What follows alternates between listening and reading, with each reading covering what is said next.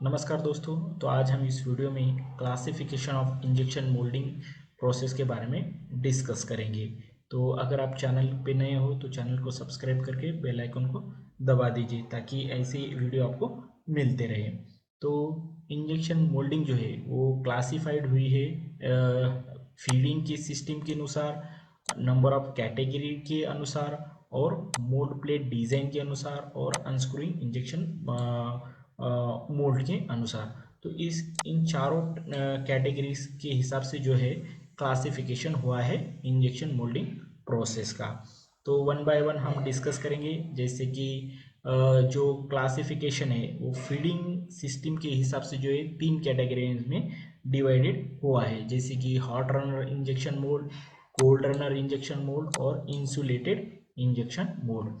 तो ऑलरेडी हमने hot runner और कोल्ड रनर के बारे में डिस्कस किया है।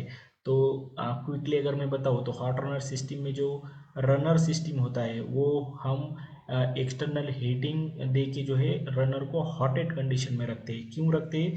ताकि यहाँ से जो भी मटेरियल अंदर जाता है रनर के थ्रू तो वो मेल्टेड रहे और हॉटेड कंडीशन में रहे, ताकि हम जो है कंटिन्यूसली जो है प्लास्टिक जो मोल्टन प्लास्टिक है वो सप्लाई करते रहे मोल्ड की कैविटी को। तो इसमें क्या होगा कि हमें रनर को जो है बार बार जो है ट्रिम करना नहीं पड़ेगा।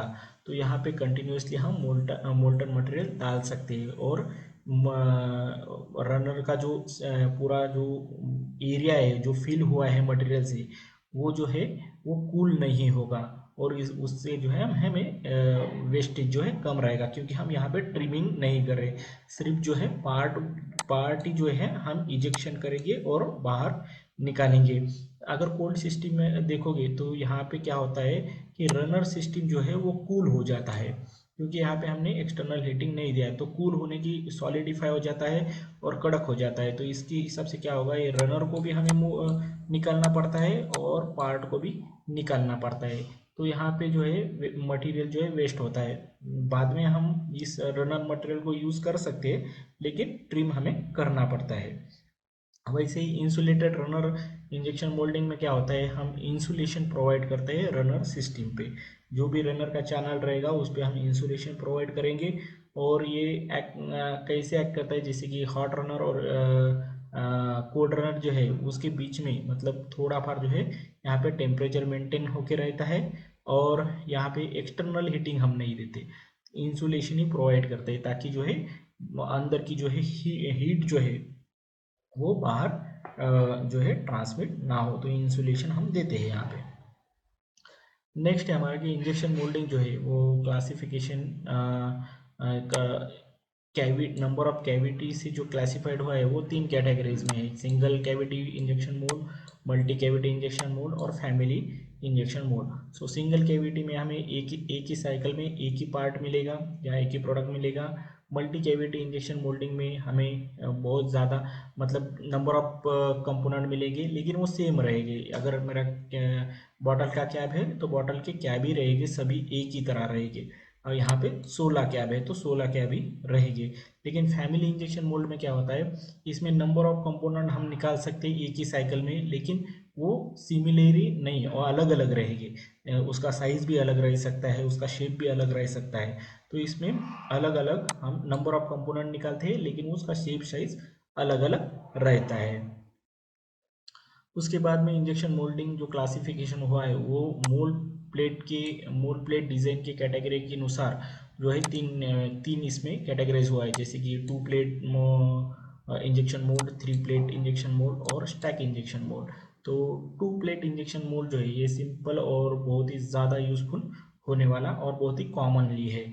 और थ्री प्लेट इंजेक्शन मोल्ड में जो है इसमें ये जो थर्ड प्लेट है ये इजीली जो है वो रनर को ट्रिम करता है और ऑटोमेटिक जो रनर ट्रिमिंग होता है उसको हेल्प करता है।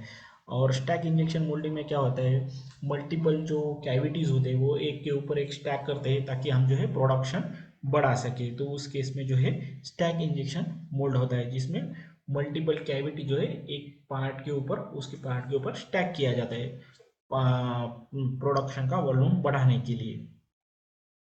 उसके बाद में आता है इंजेक्शन मोल्डिंग के क्लासिफिकेशन अनस्क्रूइंग इंजेक्शन मोल्ड के अनुसार। तो उसके अनुसार थ्री इसके कैटेगरीज है, rack and pinion unscrewing mould और इलेक्ट्रिक मोल्ड और हाइड्रोलिक मोटर इलेक्ट्रिक मोटर और रैक एंड पिनियन। तो अनस्क्रूइंग इंजेक्शन मोल्ड मतलब क्या होता है कि कुछ कुछ पार्ट में अगर आप देखोगे तो कैप की बॉटल पे इंटरनल थ्रेड्स होते हैं, वो मोल्डेड ही होते हैं। ओके, उसके लिए अलग नहीं प्रोसेस यूज़ करते, वो मोल्डेड ही होते हैं। तो कैप की मतलब बॉटल कैप के ऊपर बॉटल कैप जो है उसके इंटरनल थ्रेड्स होते हैं। तो इंटरनल थ्रेड्स हम कैसे निकालेंगे? तो वो निकालते हैं हम अनस्क्रूइंग मैकेनिज्म से। और वो मैकेनिज्म ये तीन टाइप में है, rack and pinion, electric motor और हाइड्रोलिक मोटर। इसके थ्रू मैकेनिज्म के थ्रू जो है हम इंटरनल थ्रेड्स जो है निकाल सकते हैं।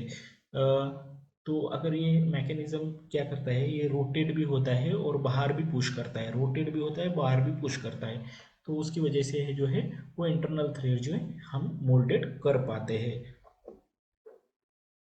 अगर हमें सिलेक्शन करना है राइट इंजेक्शन मोल्डिंग प्रोसेस का, तो वो ये डिपेंड करता है कि रिक्वायरमेंट्स हमारी क्या है। तो रिक्वायरमेंट के हिसाब से जो है हम कैटेगरीज सिलेक्ट करेंगे। जैसे कि हाई वॉल्यूम प्रोडक्शन में जो है मल्टी कैविटी और स्टैक मोल्ड जो है ये बहुत ही अच्छे होते हैं हाई वॉल्यूम प्रोडक्शन के हिसाब से। और मटेरियल रिक्वायरमेंट जैसे कि थर्मोप्लास्टिक हम यूज़ कर रहे हैं कि मेटल यूज़ कर रहे हैं या सिलिकॉन, तो उसके बेसिस पे भी जो है मोल्डिंग प्रोसेस या मोल्डिंग टेक्निक जो है वो चेंज होती है। जे अभी यहाँ पे देखो मेटल भी आया है, तो अभी जो एडवांस सिस्टम में जो है मेटल्स के भी प्रोसेस जो है इंजेक्शन मोल्डिंग में जो है मेटल भी यूज़ किए जाते हैं, वो पाउडर फॉर्म में होते हैं। उसके बारे में भी मैं नेक्स्ट या आने वाली वीडियो में जो है वो कवर करूँगा।